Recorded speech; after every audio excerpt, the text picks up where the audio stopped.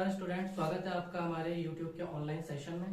जैसा कि आप सभी लोग जानते हैं, राजस्थान हिस्ट्री का पोर्शन मैं आपका ले रहा हूं, जिसमें हमारा राजस्थान आर्ट एंड कल्चर, कला और साहित्य चल रहा है। और अभी हम पढ़ रहे हैं राजस्थान के लोक देवता, जिसमें हमने डिस्कस कर लिया था पंचपीर के बारे में। मैं पिछली 2 वीडियोज में आपको बता चुका हूँ पंचपीर के बारे में। अगर आपने पंचपीर के बारे में नहीं देखा है तो सबसे पहले मेरी वो 2 वीडियोज जाके देख लीजिएगा, तो वो पंचपीर समझ में आ जाएंगे। मैं वहां पर एक लाइन दोहराता हूँ वापस से, जो मैंने बोली थी, पाबू हड़बू रामदेव मांगलिया मेहा पांचों पीर पधारजो गोगाजी जेहा। इसमें सारे पंचपीर आ जाते हैं। ठीक है, तो अगर आपने तो मेरी 2 वीडियो नहीं देखी है तो एक बार आप मेरी 2 वीडियो पिछले वाली चेकआउट कर लेना, ताकि आपको ये चीजें समझ में आने लग जाए। देखिए, अब हम पढ़ते हैं नेक्स्ट जो लोक देवता है तेजाजी। देखिए, कोई पंचपीर नहीं है, ये क्या है, सिर्फ लोक देवता है तेजाजी। तेजाजी को आप सभी लोग जानते भी होंगे। ठीक है, और तेजाजी के जो है गीत भी गाए जाते हैं काफी सारे, जैसे कि अपने किसान जो है हल चलाते वक्त भी इनके गीत गाते हैं। इनको भी सर्परक्षक देवता बोला जाता है। देखिए, इनके जन्म स्थान की अगर मैं बात करूं तो सबसे पहले अपन कुछ फैक्चुअल जानकारी देख लेते हैं। फैक्चुअल जानकारी के बाद हम क्या करेंगे, इनकी स्टोरी के थ्रू इनके पॉइंट्स को जानेंगे, क्या क्या पॉइंट्स अपने एग्जाम के लिए इंपॉर्टेंट है। देखिए, जन्म स्थान की मैं बात करूं तो जन्म स्थान इनका है खरनाल, खरनाल नागौर। ठीक है, कहां पड़ती है जगह, नागौर में, खरनाल नागौर। ओके, उसके बाद इनके पिताजी का नाम क्या था, तो इनके पिता थे ताहड़ जी। इनके पिता कौन थे, ताहड़ जी। देखिए, जो ताहड़ जी थे वो खरनाल के ही मुखिया थे। ठीक है, तो ये कौन थे, मुखिया के बेटे थे तेजाजी। इनकी माता का नाम था राम कंवर, या राम कंवरी भी लिखा रहता है ना, राम कंवर और राम कंवरी। पत्नी की बात कर लूं मैं तो इनकी पत्नी का नाम था पेमल देव। पेमल देव, ठीक है। और यहाँ पे जो है मैं इनके पत्नी के जो पत्नी के जो वो हैं फादर, या मैं बोल दूं तेजाजी के ससुर, उनकी भी बात करते हैं। तो तेजाजी के जो ससुर थे, क्यों बात करेंगे, अभी कहानी के थ्रू मैं बताऊंगा क्यों ये इंपॉर्टेंट है। देखिए, तेजाजी के जो ससुर हैं, इनका नाम कहीं पे तो रामचंद्र मेंशन और कहीं पे रायमल, तो उसको हम इग्नोर करेंगे क्योंकि वो जानकारी जो है वो फैक्ट करेक्ट नहीं है। तो हम सिर्फ ये देखेंगे ये कहाँ के थे, तो ये थे पनेर अजमेर के। ठीक है, पनेर अजमेर के। इसका मतलब जो पेमल देवी थी वो कहाँ की थी, पनेर अजमेर की। इसके बाद हम बात करते हैं इनके घोड़े के बारे में। इनकी घोड़ी थी, किसकी घोड़ी, तेजाजी की घोड़ी। इनकी घोड़ी थी लीलन। कौन थी, लीलन। देखिए, आप कंफ्यूज मत होइएगा, रामदेव जी का घोड़ा है और उसका नाम है लीलो, उसका नाम क्या है, लीलो। और तेजाजी की घोड़ी का नाम क्या है, लीलन। ठीक है, और इनके जो भोपा होते हैं, किसके, तेजाजी के भोपा। तेजाजी के भोपा होते हैं घोड़ला, घोड़ला। ठीक है, आपको नहीं दिख रहा तो मैं लिख देता हूं, तेजाजी के भोपा को क्या बोलते हैं, घोड़ला। ठीक है, अब देखिए, ये तो होगी फैक्चुअल जानकारी। अब हम इनकी जो है लोक कथा वो देखते हैं। देखिए, इनका जो जन्म है ना वो कहाँ पे हुआ था, जाट परिवार में हुआ था। किसमें हुआ था, जाट परिवार में। और तेजाजी कौन थे, नागवंशीय थे, तो इनका वंश तो था नागवंश, और इनका परिवार कौन था, जाट परिवार। हुआ ये कि जब ये बचपन में, जब 9 साल के हुए, तो क्या है कि गांव में बाल विवाह ज्यादा होते हैं, तो 9 साल की उम्र में ही, और इनके पास पनेर के जो ये थे, जिनको रायमल या रामचंद्र के नाम से जाना जाता है, इनकी तरफ से रिश्ता आ गया था। किसके लिए, पेमल दे के लिए। तो पेमल दे उस वक्त थी 6 साल की, और अपने तेजाजी थे 9 साल के। ठीक है, तो इन दोनों का क्या हो गया, विवाह हो गया। ठीक है, अब जब विवाह हो रहा था ना, तो क्या होता है कि गांव में ऐसा होता है ना कि भाई अपने माता पिता ही रिश्ता तय कर देते हैं। आजकल तो फिर भी बच्चों को दिखाते हैं, उनकी बातें करवाते हैं, लेकिन पहले रिश्ता तय कर देते। तो जो पेमल दे के मामा जी थे, पेमल दे के मामा जी थे खाजू काला, खाजू काला। ये जो खाजू काला थे, इनको जब पता चला कि पेमल दे की शादी तेजाजी से हो रही है, और तेजाजी किसके बेटे हैं, ताहड़ जी के, तो इनकी क्या है कि तेजाजी के पिता जो ताहड़ जी थे उनसे बनती नहीं थी। तो जब बनती नहीं थी तो इनको आया गुस्सा, है ना, और इन्होंने कहा भाई यहाँ शादी कैसे कर दी। ये जब इनकी शादी हो रही थी, तो इस शादी में यहाँ के मंडप के पास, तेजाजी के पास जब ताहड़ जी बैठे हुए थे ना, इनके पिताजी, तो ये अपनी तलवार लेके आते हैं और ताहड़ जी के ऊपर वार करते हैं, मतलब उनको बीच में से चीरने के लिए सिर पे वार करते हैं। लेकिन ताहड़ जी उसी तरह उसी टाइम सचेत थे, सचेत होकर उन्होंने इसका वार रोक लिया। खाजू काला और ताहड़ जी में लड़ाई होती है, और लड़ाई होते होते खाजू काला का ताहड़ जी सर कलम कर देते हैं, है ना। इतनी बड़ी घटना अगर होती है शादी में, सीधी सी बात है भाई, किसी के मामा जी हैं, है ना, पत्नी की जो तेजा जी पत्नी उनके मामा जी हैं, अगर उनका सर कलम कर दिया जाए तो शादी रुकेगी, है ना। तो शादी रुक गई थी, ठीक है, ऑलमोस्ट शादी कंप्लीट हो गई थी। उसके बाद क्या हुआ, पेमल दे जो थे, इनको तो इनके जो पिता थे पनेर अजमेर के जो थे, वो इनको तो लेके चले गए, और तेजा जी को कौन लेके चले गए, ताहड़ जी। दिन बीतता गया, समय बीतता गया, और धीरे धीरे जो अपने तेजा जी हैं वो बड़े होते गए। जब ये बड़े हुए तो गांव में क्या होता है, भाभियां होती है ना, तो भाभियां कुछ बातें बना रही थी। क्या बातें बना रही थी, बातें ये बना रही थी कि भाई ताहड़ जी का जो बेटा है तेजा, वो तो किसी काम का नहीं है, ना काम करता ना कुछ, इसी वजह से जो उसकी पत्नी है वो तो अपने पिता के घर पे ही है ना। इसके ससुर ने पत्नी को तो अपने घर पे ही रखा हुआ है, इसके पास बेचते ही नहीं है। जब ये बात सुनी ना तेजा जी ने, तो भाई वो आग बबूला हो गए बहुत ज्यादा, और उन्होंने, उनको पहले पता ही नहीं था, क्योंकि देखो क्या होता है कि जो बच्चे थे ना, गाँव में बच्चे होते हैं ना, पहले के टाइम में ये चीजें तो होती नहीं थी, यूट्यूब आजकल के बच्चे तो यूट्यूब पे देख लेते हैं शादी शादी और खेलते और शादी शादी, तो उनको पता है शादी शादी क्या होता है। तेजा जी को नहीं पता था कि 6 साल की उम्र में, 9 साल की उम्र में ऐसा कुछ मेरे साथ हो चुका है। उन्होंने अपने पापा से जाके पूछा कि पापा मेरी शादी हो गई क्या, कि मेरी पत्नी है, कि हाँ बेटा बिल्कुल है, कहाँ पे, कि ससुर के पनेर अजमेर के, ससुर के क्यों है, कोई यहाँ क्यों नहीं है। तो सारा वृत्तांत बताते हैं कि इस तरह से मैंने जो है खाजू काला की हत्या कर दी थी। तो फिर क्या है कि वो कहते हैं कि नहीं मैं तो अपनी पत्नी को लेके आऊंगा, गांव में बात बन रही है, और गांव में आप जानते हो अक्सर जल्दी से बातें बनी जाती हैं, शहरों में तो वैसे भी किसी को आसपास का ही नहीं पता होता। तो ये तेजाजी जाते हैं कहाँ पे, पनेर अजमेर में अपनी पत्नी को लेने। जब ये पनेर अजमेर जाते हैं ना, तो क्या होता है कि देखो गांव में या पहले के टाइम में रीति रिवाज होते थे कि भाई जवाई राजा आ रहे हैं तो उससे 10-15 दिन पहले बताना होता था, ताकि उनके आवभगत करी जा सके तैयारी। ये अचानक से पहुंच जाते हैं, तो जो इनके ससुर होते हैं ना, वो इनको गुस्सा करते हैं और इनको सुनाते हैं बुरी बुरी। क्या सुनाते हैं कि यार शादी में तो तुम्हारे पापा ने विघ्न कर दिया, और यहाँ पे तुमने आके परेशान कर दिया, अचानक से तुम आ गए, बताया भी नहीं, इतने साल बाद आए। तो फिर से ये हर्ट हो जाते हैं और वहां से चलने की तैयारी करते हैं कि मैं तो जा रहा हूँ, बिना मिले, मिलने ही नहीं देते हैं ना, फिल्म से मिलने ही नहीं देते।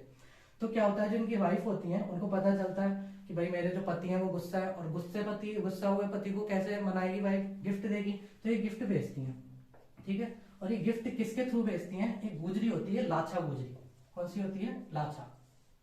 ये लाछा नाम की गुजरी होती है, ये इनकी फ्रेंड होती है, किसकी, इनकी पत्नी की, है ना, पेमल दे की। इसके थ्रू एक गिफ्ट भेजती है, किसको, तेजा जी को। तो जब गांव के बाहर निकल रहे होते हैं तेजा जी, लाछा गुजरी इनको गिफ्ट देती है। जब लाछा गुजरी बताती है कि आपकी वाइफ ने जो है ये गिफ्ट भेजा है, तभी पीछे से एक और आदमी भागता हुआ आता है, और वो इस लाछा गुजरी को बोलता है कि तेरी जो गाय है उनको कौन उठा के ले गए, मेर के मीणा उठा के ले गए। कौन, मेर के मीणा,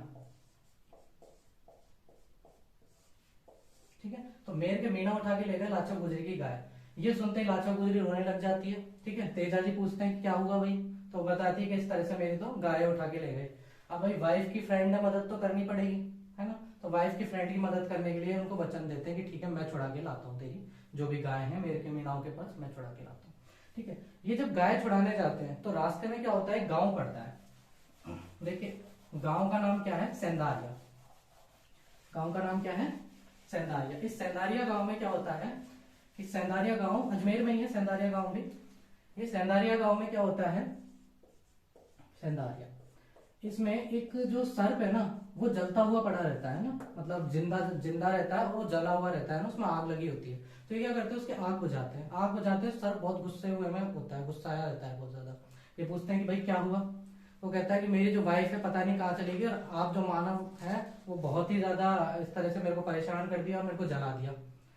तो और अब मैं तो गुस्सा हूं और मुझे तो किसी को काटना है, मैं तो किसी को डंक मारूंगा।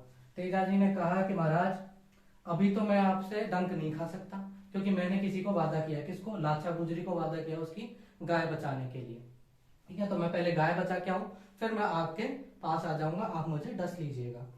तो वो मान जाता है कि चलो ठीक है गाय बचा के आओ। सेंदारिया से वो जाते हैं कहाँ पे, देखो ये जो मेर के मीना थे ना वो कहाँ थे, बूंदी में, बूंदी में रुक गए थे जाके। और बूंदी में भी कहाँ पे, एक जगह है बासी दोगारी,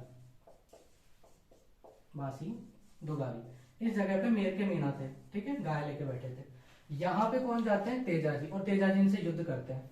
युद्ध करते करते तेजाजी घायल हो जाते हैं, बहुत ज्यादा क्षत विक्षत हो जाते हैं, खून निकलते रहते हैं, पर ये जो है गाय बचा लेते हैं लाचा गुजरी की। अंततः गाय बचाने के बाद ये वापस से कहाँ जाते हैं, सेंधारिया। और यहाँ पे सेंधारिया में जाने के बाद सांप के पास जाता है, उससे कहते हैं मुझे डस लीजिए। सांप देखता है कि सब जगह से तो इसके बहुत ज्यादा निशान हो रहे हैं ना, कट चल रहे हैं, खून निकल रहा है, तो मैं कहाँ पे डसूं, वो पूछता है सांप। तो कहता है आप ऐसा कीजिए, मेरी जीभ पे डंक मार दीजिए, मेरी जीभ बिल्कुल सही सलामत है। तो आपने देखा होगा है ना, और आपके स्क्रीन पे दिख जाएगा कि जो तेजाजी हैं उनके साथ एक सर्प है ना, तेजाजी यहाँ पे अपने घोड़े पे विराजमान है, एक सर्प है जो उनकी किस पे, जीभ पे डंक मार रहा है। इस तरह की उनकी एक प्रतिमा होती है, आपको स्क्रीन पे दिख जाएगा, ठीक है। तो इस तरह से जो है इनकी एक प्रतिमा भी बनाई गई है, जिसको पूछते हैं लोग। तो सांप जो है जब तेजाजी के डंक मारता है, तो उसके बाद आप जानते हो सांप का जो जहर है वो धीरे धीरे फैलता है। तो सांप का जहर जो फैलता है, तो सेंधारिया से ये जो अपने तेजाजी हैं, ये अपने घोड़े, घोड़े का नाम क्या बताया मैंने, घोड़ी का नाम क्या बताया, लीलन, है ना।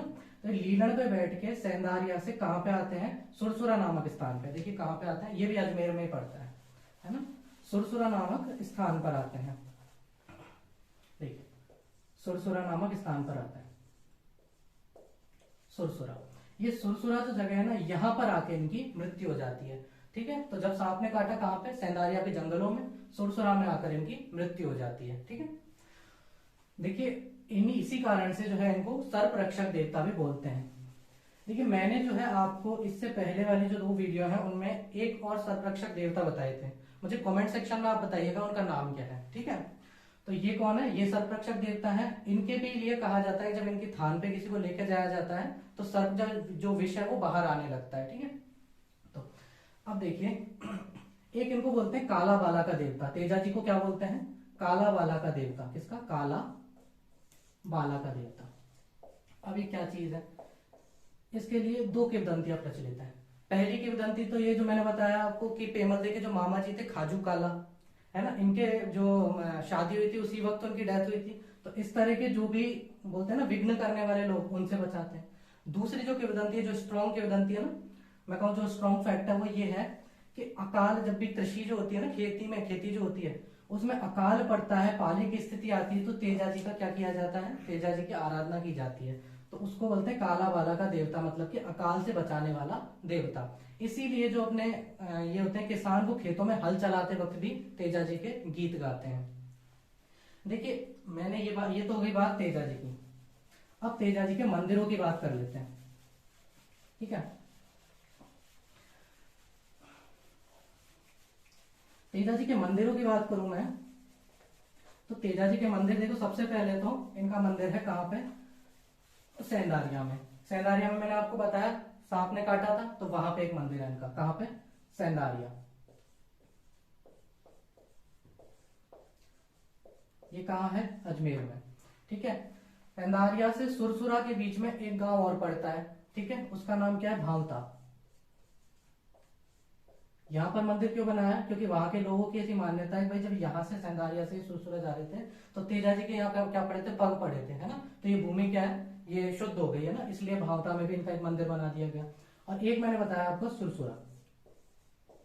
ये तीनों जगह पे तेजाजी के मंदिर है, और ये तीनों जगह कहाँ पर है, ये तीनों जगह है अजमेर में। देखिए उसके बाद मैंने आपको एक बात बताया था, बासी दुगारी बूंदी, जहां पे मेयर रुके थे, है ना, वहां पे भी इनका मंदिर बनाया गया, बासी दुगारी। ये क्या है इनके, ये मंदिर है सारे इनके, बासी दुगारी। और ये कहां पे है जगह, बूंदी में। तो बूंदी में भी इनका एक मंदिर है, ठीक है। उसके बाद काफी टाइम के बाद एक जोधपुर में एक महाराजा हुए अभय सिंह, अभय सिंह ने इनका एक मंदिर बनवाया। कहाँ पे बनवाया, पर्वतसर नागौर में। इनका जन्म कहाँ हुआ था, खरनाल नागौर में, और मंदिर कहाँ पे, पर्वतसर नागौर में। तो फिर भाई खरनाल नागौर में क्यों नहीं बनाया गया, क्योंकि खरनाल नागौर में इनकी बहन का मंदिर है। बहन का नाम क्या है, बूंगरी माता। क्या नाम है, बूंगरी माता, ठीक है। बूंगरी माता का मंदिर है कहाँ पे, खरनाल नागौर में, जहां पे इनका जन्म हुआ था। तो जो अभय सिंह ने बनवाया वो कौन सा है, पर्वतसर, पर्वतसर नागौर, ठीक है। यहाँ क्यों बनवाया, क्योंकि यहाँ तक ही थी उनकी जो बोलते हैं ना शासक की जो भूमि थी, वो यहाँ तक ही थी, पर्वतसर नागौर, ठीक है। तो बुमरी माता का कहाँ पे, खरनाल नागौर में, और परबत्सर नागौर में कौन सा है, तेजा जी का मंदिर। किसने बनवाया, तो जोधपुर के महाराजा अभय सिंह ने बनवाया, जोधपुर महाराजा अभय सिंह ने बनवाया,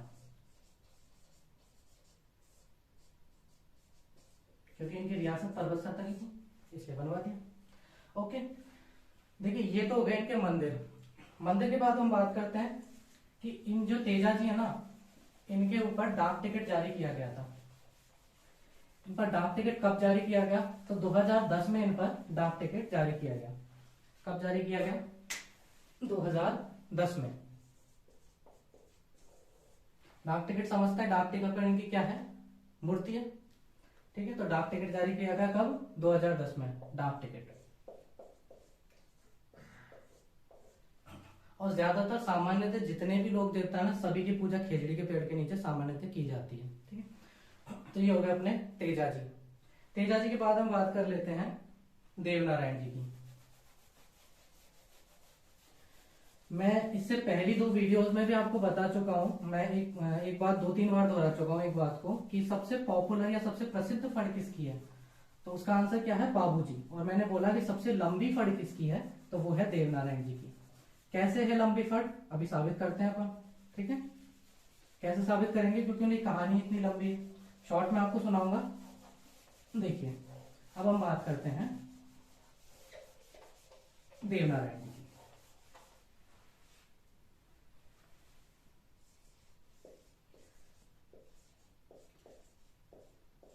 देवनारायण जी की बात करने से पहले मैं कुछ फैक्चुअल जानकारी यहाँ पे मेंशन कर देता हूं।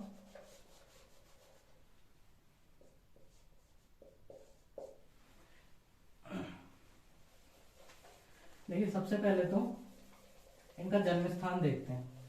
इनका जन्म स्थान है मालासेरी में, मालासेरी बोल लीजिए, या वर्तमान में उसका नाम क्या है, आसिंद। तो इनका जन्म स्थान है, जन्म स्थान मालासेरी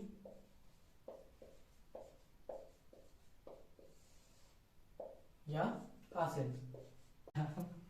तो उनके जो भाई थे मांडल, है ना, तो ये दोनों जो राजा थे, इसमें बीसल देव थे, इनको पसंद थे घोड़े, घोड़े बहुत ज्यादा पसंद थे इनको।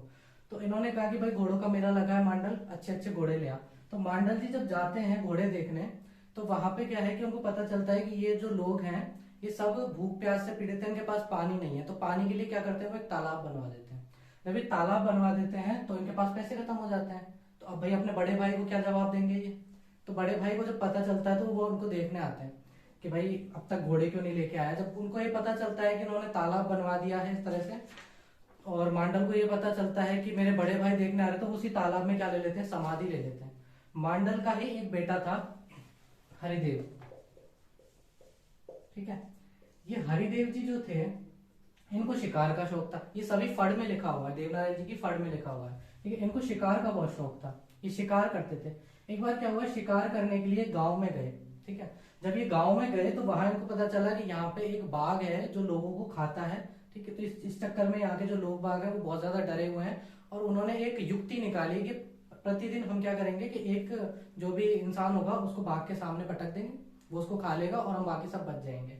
जब ये ऐसा सुनते हैं तो है ना, ये सुनते हैं तो उस गांव में जाते हैं, और उस गांव में जाके कुटिया में शरण लेते हैं। जब इस कुटिया में शरण लेते हैं तो यहाँ पे एक बूढ़ी अम्मा होती हैं, वो इनके लिए खाना बनाती हैं और रो रही होती हैं। वो पूछते हैं कि क्या हुआ, ये पूछते हैं कि क्या हुआ, तो ये बोलती हैं कि मेरा जो बेटा है ना उसका नंबर है इस बार, और उसको बाघ के सामने पटका जाएगा।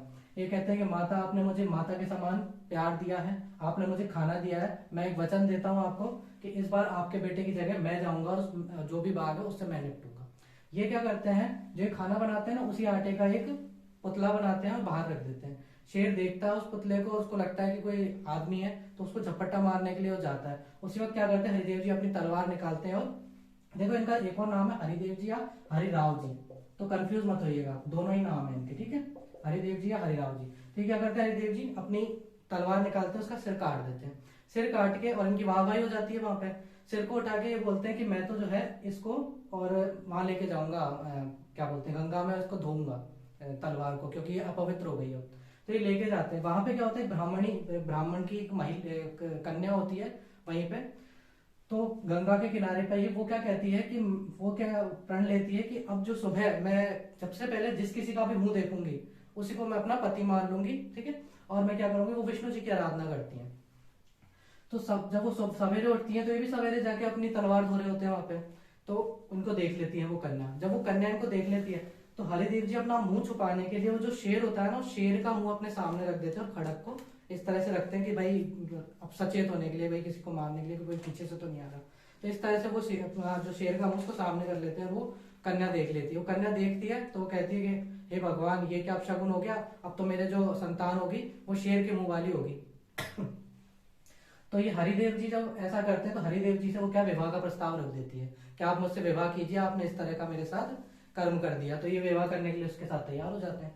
जब विवाह होता है और उनके जो बेटा होता है तो वो वाकई में बाघ की शक्ल जैसा होता है। उसका नाम क्या रख दिया जाता है, बाघ राव। बाघ राव। ये जो बाघ राव होता है जब ये पैदा होता है तो हरिदेव जी को थोड़ा सा क्या बुरा लगता है कि यार कैसी शक्ल वाला है, तो उसको गाड़ देते हैं। ये जब ये इसको गाड़ देते हैं तो वहां का जो राजा होता है ना, वो उसको मिल जाता है। ये वहां पे जो किसान विसान होते हैं वो देखते हैं कि बच्चा रो रहा है तो वो अपने राजा के पास लेके जाते हैं। राजा इसका लालन पोषण करता है।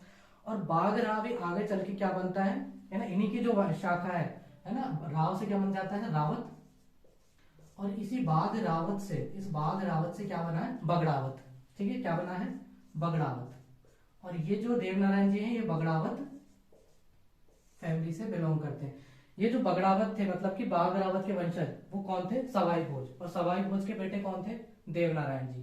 ठीक है, तो ये देवनारायण जी जो थे ये जब पैदा हुए थे तो शुरू से ही औषधि में इनका बहुत ज्यादा इंटरेस्ट था, औषधि बनाने में।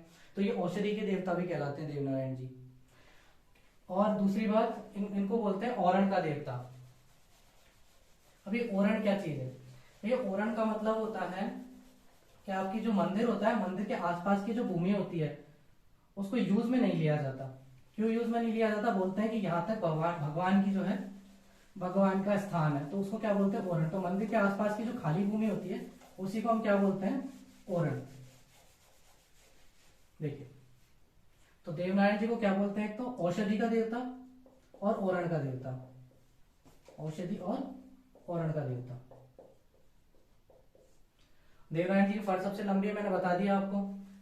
दूसरा, देवनारायण जी के फड़ पर ही डाक टिकट जारी किया था 1999 में, ना 1992 में देवनारायण जी की फड़ पर, और देवनारायण जी पर 2010 में तेजा जी के साथ डाक टिकट जारी किया गया।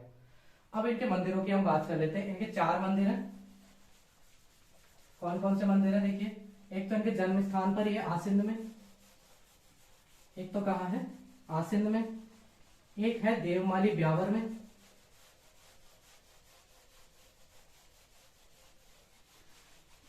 एक है देवडूंगरी चित्तौड़ में। देखिए, एक तो है आसिंद भीलवाड़ा में, आसिंद भीलवाड़ा में पहला मंदिर। दूसरा है देवमाली अजमेर में, ब्यावर अजमेर में, ब्यावर अजमेर में। तीसरा है देवधाम, देवधाम। ये देवधाम कहां पे है, जोधपुर या बूंदी में, जोधपुर या बूंदी में। और एक है देवडूंगरी। जब आप ज्योग्राफी पढ़ेंगे ना तो उसमें आपको पता चलेगा डूंगर डूंगरी चित्तौड़ में ही है। तो देवडूंगरी, दो छोटी पहाड़ियां होती है ना, डूंगर डूंगरी, उनको चित्तौड़ में डूंगर डूंगरी बोलते हैं। तो देवडूंगरी ये है कहाँ, चित्तौड़ में। तो ये थे अपने देवनारायण जी। आशा करता हूँ आपको दोनों ही लोक देवता समझ में आए होंगे। अगर आपको वीडियो अच्छी लगी हो तो लाइक कीजिएगा, नीचे कमेंट सेक्शन में मुझे बताइएगा और क्या आपको जो है इसमें इम्प्रूवमेंट चाहिए, ठीक है। और आप मुझे बताइएगा, जो मैंने आपसे सवाल पूछे जरूर कमेंट सेक्शन में बताइएगा। और डिस्क्रिप्शन में आपको सभी डिटेल्स मिल जाएंगी, वहां जरूर चेकआउट कीजिएगा। Thank you so much.